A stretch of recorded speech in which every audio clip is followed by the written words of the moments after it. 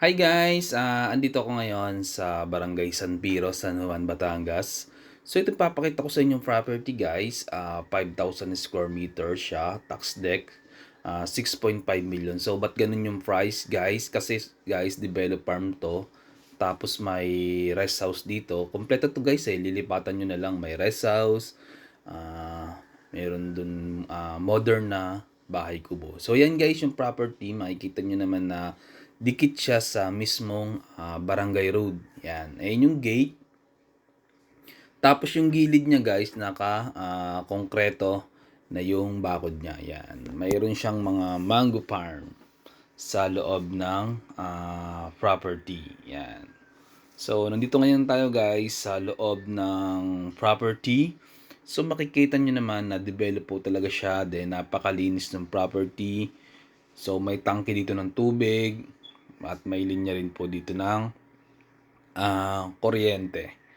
So yan, makikita nyo naman na flat yung area, tapos may mga nakatanim na yan, yung maliliit na puno pa ng niyog. So mga ilang taon lang guys, malalaki na yan. Yan. So dito sa property guys, makikita nyo yan. Ito yung parang bahay. Andito guys yung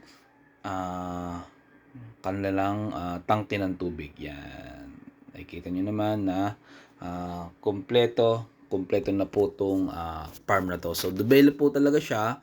Makikita nyo naman yung gilid yun sa dulo na konkreto pa yung pinaka-pader nitong property. Yan. Makikita nyo naman na medyo bata pa rin yung mga mango farm dito sa loob ng property.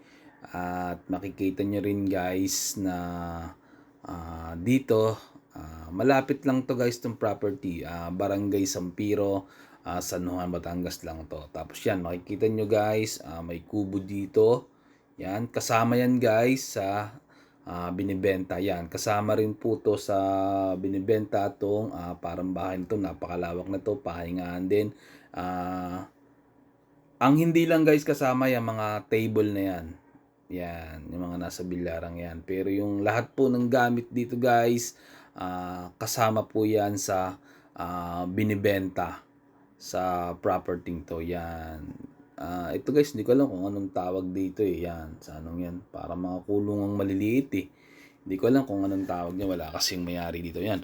Makikita nyo naman guys, yung rest house niya, bago pa. Makikita nyo naman no, sa pundasyon ng bahay yan.